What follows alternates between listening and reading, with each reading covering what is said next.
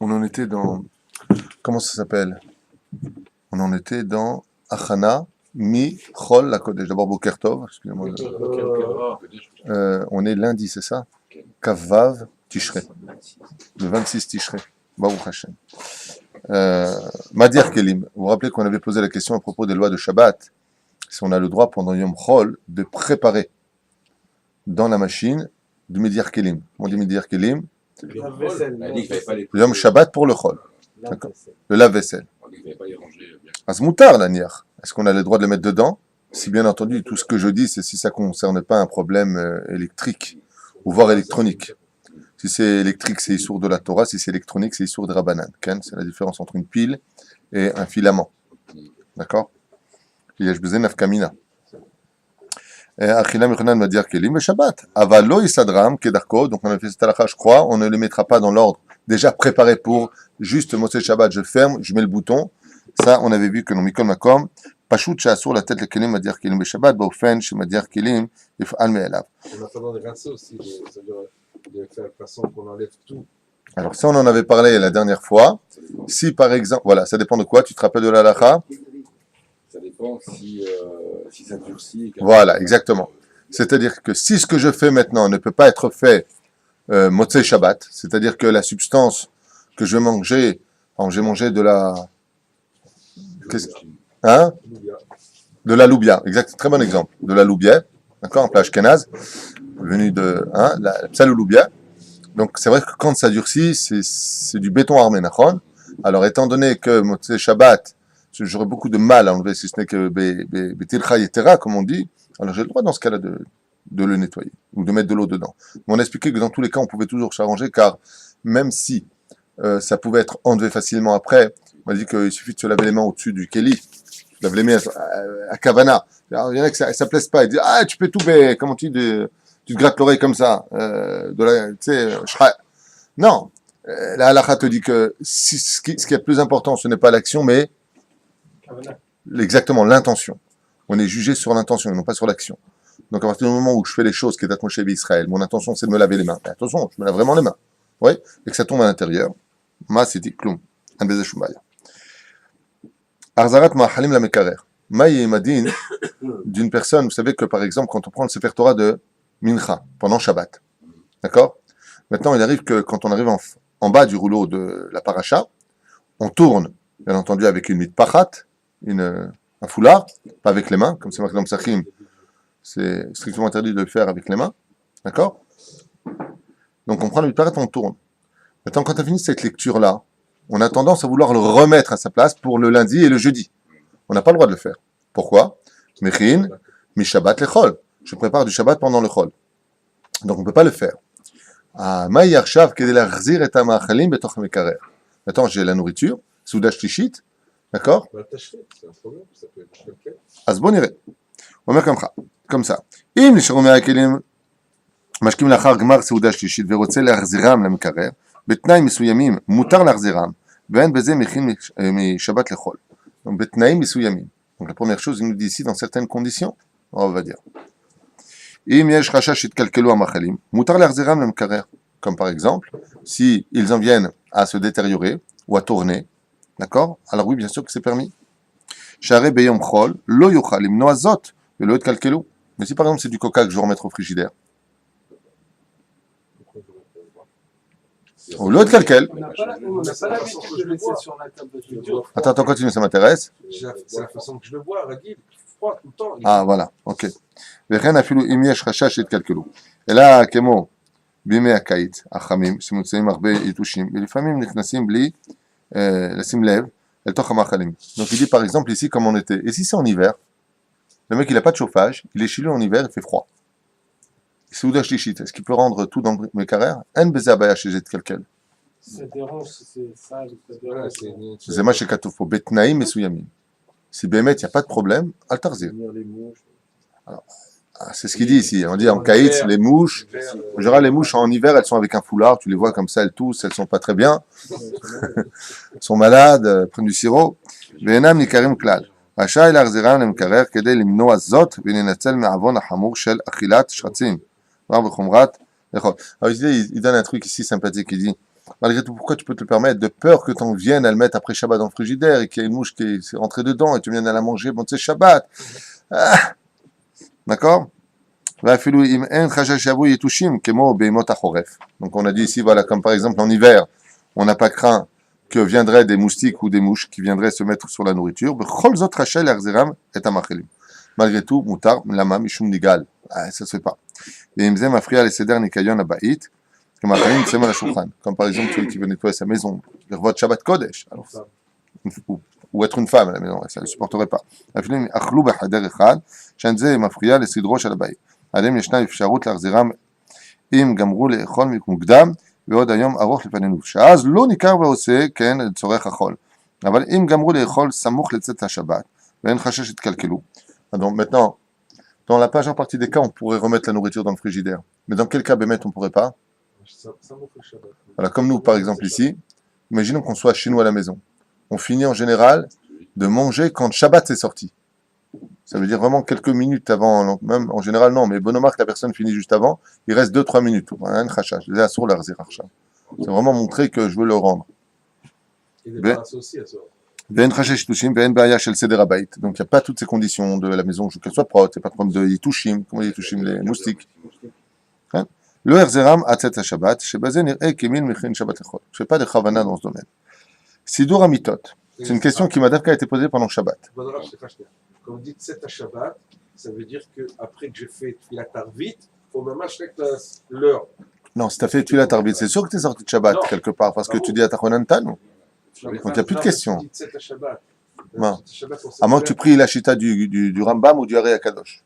Rambam, le Ari Akadosh, par exemple, ils disent que la prière de Arvit de Motzei Shabbat, il faut la faire Mibeodium. Mibeodium, mamash Mibeodium. Pourquoi? Pour prendre le chol et l'emmener dans le Kodesh. Tu rentres avant l'entrée pour prendre le chol, le plonger dans le Kodesh, et à la fin tu fais comme ça. On ne fait pas nous cette chita-là. On la met pas en pratique en général, mais sache qu'elle est référencée quand même par les deux grands aigles que je viens de citer à l'instant, le Hari et le Rambam. Et donc on fait mi be'odium. Dans ce cas-là, barour que la personne est toujours dans Shabbat. Donc l'homme itkaven atzet yedechova quand il dit atachonan tanu. Si tu veux faire cette chita de prier mincha quand le soleil va se coucher, donc tu n'es pas du tout encore sorti de Shabbat. Arvit, tu n'es pas encore sorti de Shabbat, Atachonan Tanu, tu ne penses pas sortir de Shabbat, donc tu assures de toutes les melachot. C'est le seul cas. Comme ici, là, par exemple, si Shabbat est déjà sorti, on a le droit d'aider les femmes à débarrasser. Oui. Non. Ah, c'est ça que je... Non, parce que tu n'as pas fait encore Arvit. Ah, c'est ce que je pose la question. Non, un homme, non, une femme, oui. Ah, vite de quoi non, un homme, non. Ah, c'est Shabbat pour nous, pour les hommes, il faut faire Arvit. Il y a peut-être un cas dans ce domaine qui, à l'pi alacha, pourrait être permis de débarrasser. Bon, ici, dans notre cas, nous, Bichlal en Baya, mais même si tu es un homme et que tu n'as pas fait Arvit, c'est pourquoi il n'y a pas de problème?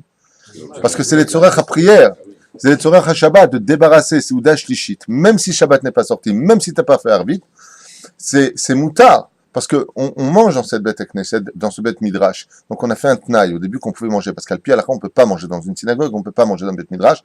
C'est interdit. Sauf un Tamid Racham. Pour ne pas annuler sa Torah, dans certaines conditions, il pourrait.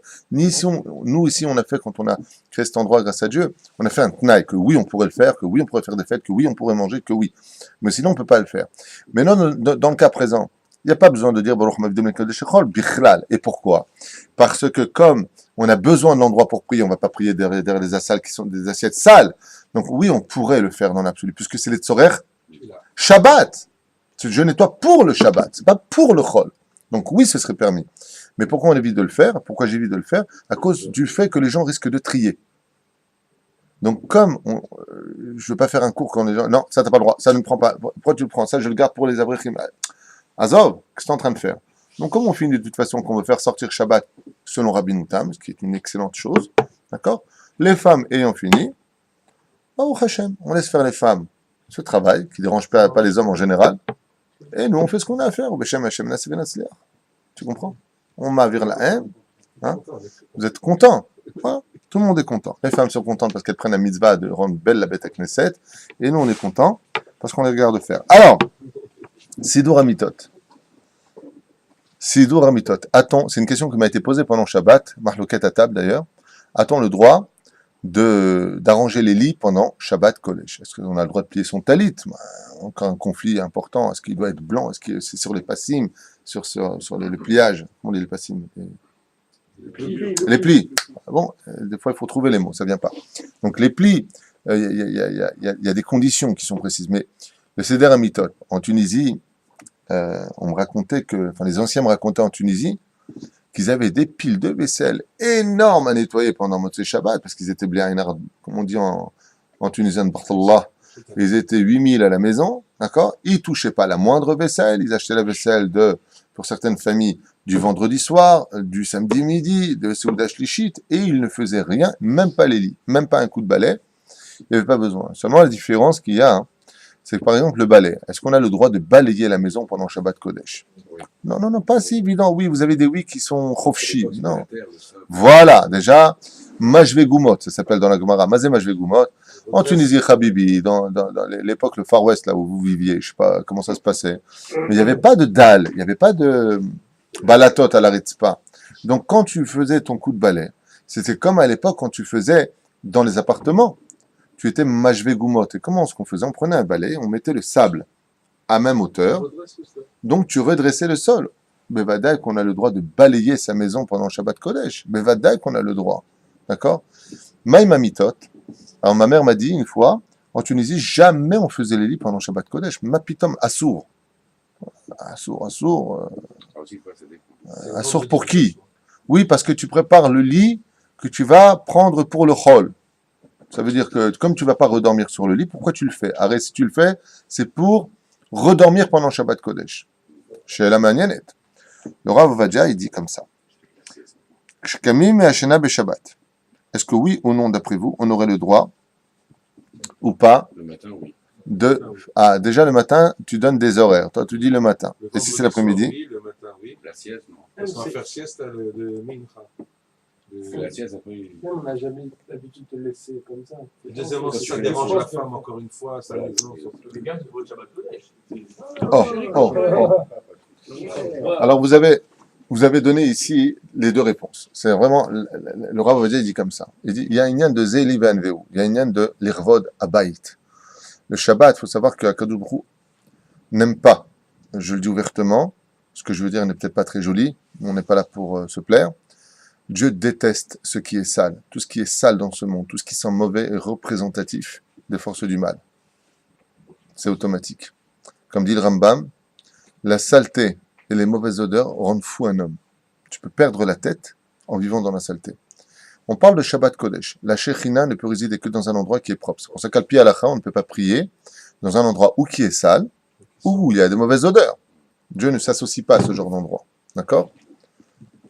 À un tel point que même les R d'ivrei Torah, réfléchir à des divrei Torah dans les chiroutim, pourtant ça peut être très bien nettoyé avec l'eau de Javel. Assour. On ne peut pas. Donc on voit combien c'est important. Étant donné que le lit est un 60e de la mort, on a remarqué que dans l'intonation, quand on dit un lit en hébreu, mita. Non, pas mita. Mita, ça veut dire mourir. Mita. Mita, celui qui parle couramment hébreu, c'est avec un tête. Tête, ça vient du bout de la langue. C'est pas mita. Je voudrais un mita. Mita, ça veut rien dire. Mita, c'est je veux mourir. Mita. Mita veut dire un lit. D'accord? Là-bas, c'est un endroit où on est mzéa. À un tel point que les sages dans la Kabbale nous disent ne mange et ne bois jamais avec un vêtement avec lequel tu as dormi. Pourquoi? Yeshbo zéa. Zéa, shel, ehad, shishim imavet. Il y a un 60e de la mort dans ce vêtement avec lequel tu as dormi. Donc, évite de boire et de manger. C'est Alpi Kabbalah, c'est pas Alpi Halacha. Moutar, Alpi Halacha, de le faire. Rabbi Moshe Ederi, Zecher Tzadik Kadosh Bracha, nous avait souvent mis en garde en disant ne mange jamais, ne bois jamais avec un vêtement avec lequel tu as dormi. Lama, Yesh bezet barim nitbakim. Bon. Aval Alpi Halacha, Zekan Moutar. D'accord? Alors, c'est ce qu'il dit ici, le Rav Ovadia. Il dit, étant donné que c'est pas du kavod pour le Shabbat, Moutar les sader autant. Mais effectivement, si la personne maintenant se lève l'après-midi, fin d'après-midi, qui ne va plus rentrer dans cette chambre, assour lo l'achinetamita. Donc s'il se lève le matin et qu'il fait son lit, si cette personne elle est makpid, istenis, c'est-à-dire qu'elle est précieuse, elle ne supporte pas, une fois de plus, il y a toujours, tu peux toujours faire les choses. Comment? Tu fais ton lit par exemple, il est 3h l'après-midi, Shabbat sort à 5h. Dans ce moment, dans ce cas-là précis, tu rentres plus dans la chambre, tu fermes ta chambre, Motzei Shabbat, tu prépares ton lit. Maintenant, ça va faire des embrouilles avec la femme. Je ne supporte pas, pourquoi tu ton lit? T'as un Gehinam à la maison. Ça s'appelle un Gehinam vivant, avec une bouche, des yeux, un nez. Dans un cas pareil, tu fais ton lit, exactement. Tu reviens après une demi-heure, sans qu'elle le sache. sinon t'es mort.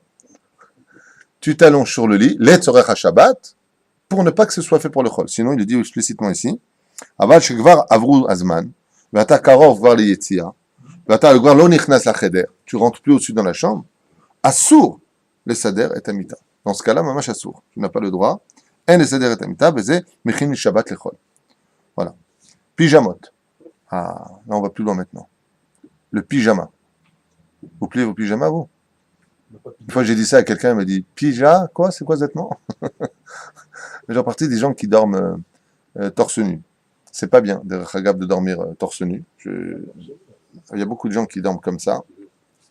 Une fois j'ai même parlé avec une personne qui dort intégralement nu. Ah, elle disait Maman, je lui ai dit, tu vois, tu dors nu avec un? Il m'a dit avec un drap. Je lui ai dit comme les morts. T'es dans une mita, t'es un 60e de la mort, t'es nu et t'es dans un drap. T'es vraiment pas loin. Shem Yishmor Birahem.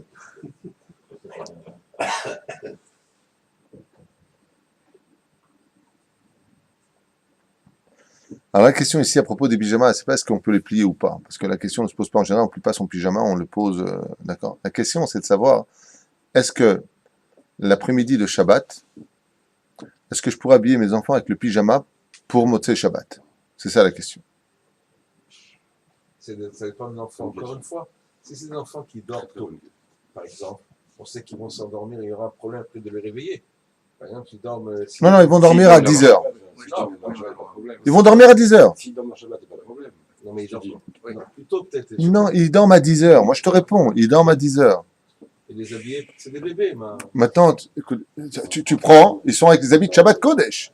Vous avez remarqué que quand on a Shabbat qui tombe Motzei Shabbat, il y a des gens qui, ignorant la halacha, viennent avec des chaussures en goumi, déjà pour la prière de Mincha Yetziat Shabbat. Samour. C'est assour Shabbat, c'est Shabbat. Qu'est-ce que tu es en train de me faire? Tu prends tes chaussures en goumi, dis la halacha, tu les amènes à la synagogue vendredi, tu les mets de côté, et quand tu viens pour faire Arvit de Motzei Shabbat, alors tu enlèves tes chaussures et tu mettras celles qui sont en goumi, parce que tu rentres dans Arvit de Tisha B'Av. Donc là, qu'est-ce que tu es en train de faire? L'enfant, il a ses habits de Shabbat. Tu dis, bon, allez, enlève tes habits, tu mets ton pyjama. Mais le pyjama, maintenant, il est pas pour aller dormir quand? Motzei Shabbat. Il va aller dormir à 10 heures. Shabbat sera à 6 heures. Aïe, moutar lo lo. Est-ce que je pourrais lui mettre ces habits-là ou pas? C'est une chine, mais Shabbat lechol. Ce qu'a voulu dire Nissim, c'est un peu proche de là. Tu as répondu juste 1 millimètre à côté, si je peux me permettre. Mais s'ils dorment pendant Shabbat, il n'y a pas de problème. Ah, s'ils dorment pendant Shabbat, il n'y a plus de questions. Je dis que c'est un enfant qui risque de dormir. Non, alors là, tu t'es éloigné. Au début, tu avais donné un semblant de réponse. Il dit comme ça. Im aregilot lealbish leyadim ktanim pyjamot bechol yom besha'a mesuyamet. S'ils ont l'habitude de mettre leur pyjama, par exemple, et c'est le cas de beaucoup de maisons, où une fois que les enfants rentrent du jeu, ils rentrent du square, je ne sais pas d'où ils rentrent, les enfants prenaient la douche, vers 6 heures, ils se mettent en pyjama. Tout le temps, vers 6 heures, ils se mettent en pyjama. Mutar l'albish lahem gam beshabbat zo, beshazo. Maintenant, étant donné que c'est leur vêtement de tous les jours, étant donné qu'ils ont l'habitude vers les 6 heures, alors que le Shabbat va sortir à 8h30, on a le droit de leur dire, dans ce cas-là, mettez-vous en pyjama. Leur faire la douche aussi. Alors la douche, c'est un autre ignane. La douche pendant Shabbat, on ne peut pas la prendre à l'eau chaude. Donc si tu prends ton fils et que tu la fais à l'eau froide, c'est que tu es un petit peu cruel. C'est dur. C'est un enfant. Un enfant quoi? Je veux dire un enfant, on va dire de le laver comme vous dites, à telle heure. On imagine que ce Shabbat-là, dans chaque cas, s'ils le mettent en pyjama, ils le mettent en pyjama. En général, on a l'habitude de doucher les enfants. C'est ce que je dis, alors, la douche, D'accord? Non. On parle du cas où il ne prend pas sa douche, c'est ce que je te dis. Je ne sais pas. Pas tous les enfants prennent une douche s'ils n'ont pas fait grand-chose de spécial. Je ne sais pas exactement dans quel cas. En tout cas, la halakha nous dit ici, donc c'est pour après qu'ils ont pris le pyjama. Et vraiment, il y a de quoi penser qu'ils ont préparé du Shabbat pour le chol. C'est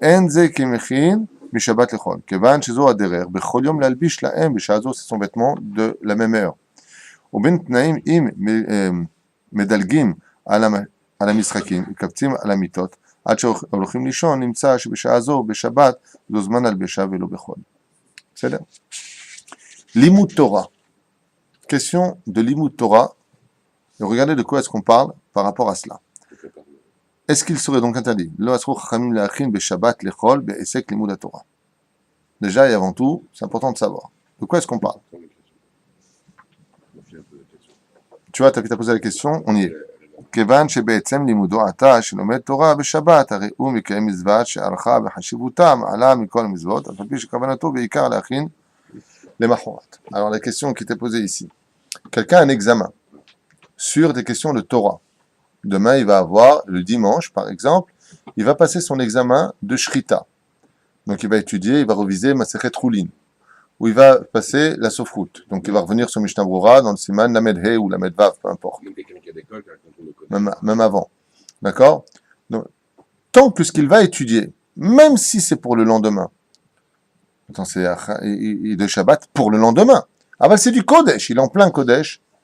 Les filles à la chaz et moutar. Juste s'il peut éviter, pour éviter de rentrer dans des complications, de rentrer dans l'étude pour le tanouk de l'étude elle-même. C'est-à-dire pour étudier elle-même. Aval, même si ce n'était pas le cas, de mettre un examen sur les prophètes, il veut étudier Irmiyahu, il étudie la Torah pendant Shabbat Kodesh. Au contraire, Ezrat Hashem, car c'est de la Torah. Valken et Tiro Lenar Bar Mitzvah, par exemple, Achin et Adrashot Shelo, l'Ikrat Chagigat à Bar Mitzvah. Il donne un très bel exemple ici, comme par exemple de préparer une dracha. Qu'est-ce qu'il va dire pour sa Bar Mitzvah? Donc le Shabbat d'avant, on pourrait lui dire, qu'est-ce que tu fais là maintenant? Ben, je prépare ma dracha pour le Bar Mitzvah. C'est quand? Jeudi. Ben, c'est Shabbat là. Qu'est-ce que tu fais? Tu passes de Shabbat à jeudi? Non. On va dire chez Ken Moutar. Afalpi Sheit Arich Beyom Chol, même si c'est pour le Yom Chol, c'est Ken Moutar. Vechen et Tirou la Shalach Tzibur, l'Achin Beshabbat Zo, et Akira Batorah, chez la Shabbat Abba. Tout comme par exemple, un Chazan qui veut préparer déjà pour le Shabbat Abba, il sait que la semaine il va travailler, il n'aura pas trop le temps, il peut déjà, l'après-midi de Shabbat, préparer la paracha la semaine prochaine. Or, les Magid Shiur, l'Achin et Shiur, Afalpi Shetzarich les Mosro Beyom Chol. Préparer son shiur de Kodesh, on parle que de Kodesh, bien sûr. Vechen et Tirou l'Arzor, Veleshanen al-Limudé, à Kodesh Beyom Shabbat, Kegon, Alachot, Kashrut Amidbar, ou Alachot Mukte, Vechadome, Kedesh, Nikonen, le Mifran, Shearich, Be'ezrat Hashem, Beyom Chol, Vechen, Kol Motse Bazé. Zéro. Sefer.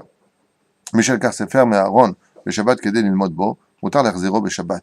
Vehen, Bezé, Mikrin, Bishabbat, Lechol, Kevan, She'en, Ze, Birvodo, Shel Sefer, Shiye Munach, Al Mekomo. Bezé, Dvarim, Brourim, quoique c'est pas tellement barour. Parce qu'il y a aussi Borer Beshabbat, il y a aussi une question de trier les livres de Kodesh pendant Shabbat. Aval, si par exemple tu as pris un livre dans la Sefriya, Maurice, pendant Shabbat, tu as pris ce livre. Ça veut dire quoi trier les autres Shabbat? C'est-à-dire que tu vas les ranger? Ouais, par ranger, oui. Tu prends celui-là, tu mets là, celui-là, tu mets là. Ça veut dire dans ta Sefer. Yesh Borer dans les vêtements, Yesh Borer dans la nourriture, Yesh Borer dans les livres. Il faut le savoir. Maintenant, pendant tu as pris un livre. Le Kodesh, tout ce qu'on parle, c'est de Kodesh, parce qu'il est évident que tu ne peux pas prendre autre chose dans les mains pendant Shabbat. C'est évident. D'accord, je ne peux pas parler de ça. Donc, tu as pris un livre de Kodesh. Tu l'as dans les mains. Maintenant, tu viens pour le remettre à sa place. Pourquoi tu le remets à sa place? Non. Attends, prédit, c'est sûr que tu le remets à sa place dans ce cas-là. Non, mais tu l'as tiré, maintenant, tu le remets à sa place pour le ranger. Pour qu'il soit rangé pour le chol. Exactement. Donc, étant donné que ce n'est pas du kavod de laisser un livre comme ça, comme des fois, tu vois, il y a des gens qui ont des petites tables dans le salon, ils mettent leurs pieds dessus. Ils mettent un petit coussin, ils mettent leurs pieds, ils ont mal au dos, ils veulent le mettre. Et des fois, à côté, combien de fois j'ai vu ça? Tu as des livres de Kodesh. Alors, je dis, dans ce cas-là, il n'y a pas de solution. C'est ou t'enlèves tes pieds ou t'enlèves les livres. Mais tu ne peux pas laisser les livres à côté des pieds, chas v'shalom. C'est l'eau kavod la Adam. La Torah, pardon. Donc, à cause de ça, il dit, Kevan she'enze mirvodo shel sefer, she'imunach stam kacha la shulchan, az be'ezrat Hashem, dans ce cas-là précis, tu pourras le remettre à sa place. Comme par exemple, dans l'éducation, les Anshe Hasidim, ils disent qu'il y a une très belle façon d'éduquer les enfants. Comment? Il dit comme par exemple, ton fils va dormir. Le lendemain matin, quand lui va se lever, il trouve un livre qui est posé à la place du papa. Le papa, il est assis à la table, il trouve un livre qui est posé ici. Les Anshe Hasidim, il fait très attention.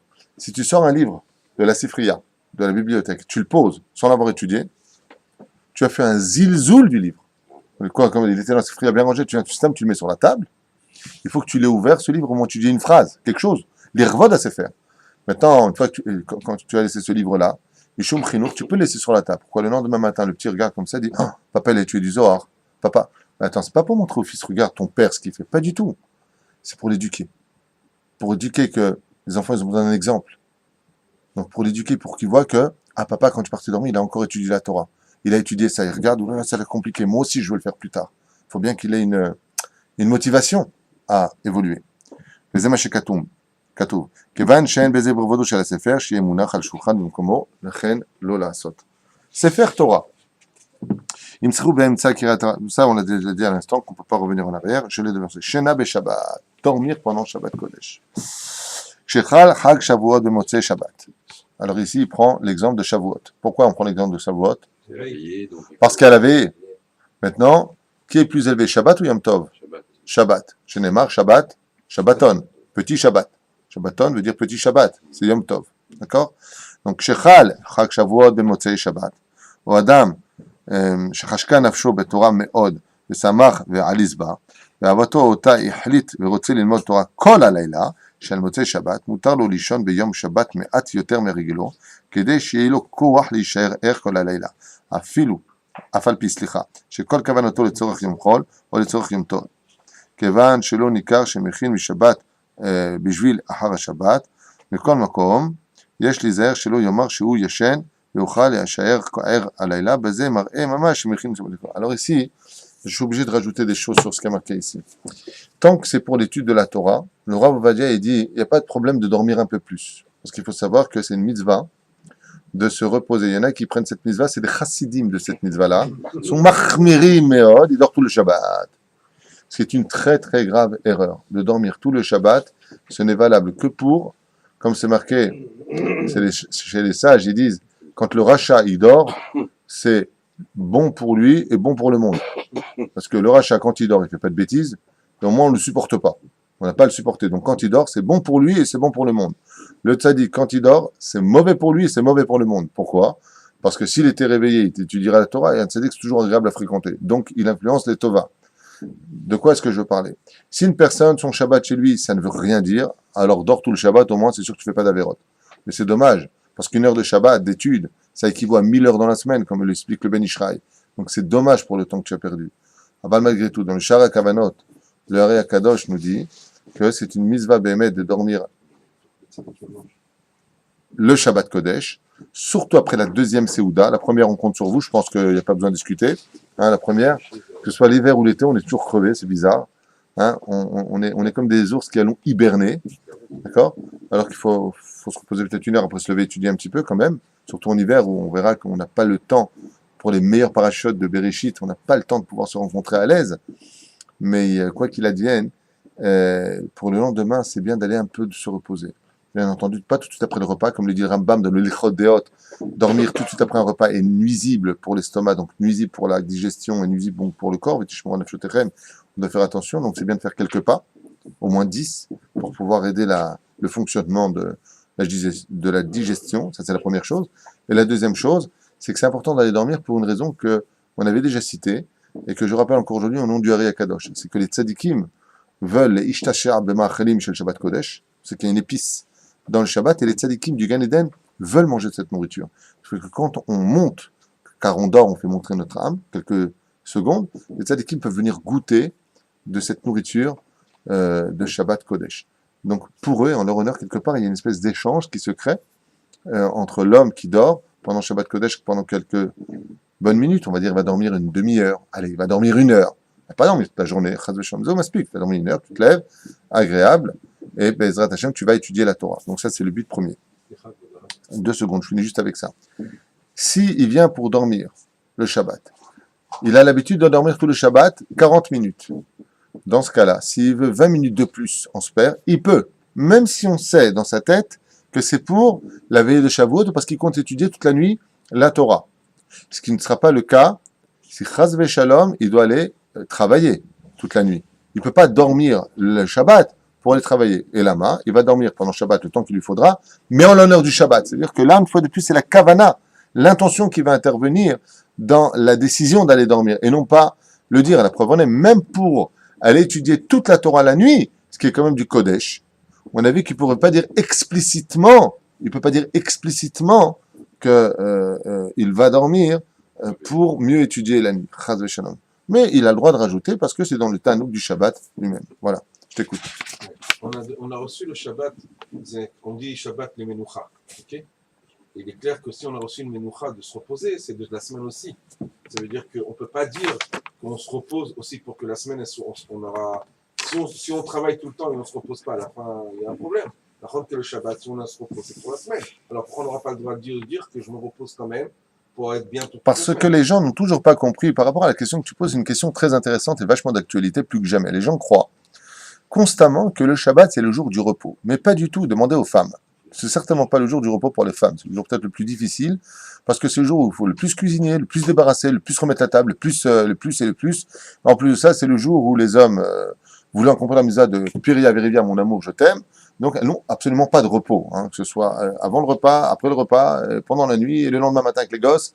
Une femme n'arrête pas. Donc c'est pas du tout de repos comme nous on le préciserait. C'est le repos du monde matériel, ce qui n'a rien à voir. Shabbat, va'inafash, ma'inafash, lon neshama. Va'inafash, c'est le sang, c'est-à-dire au niveau physique.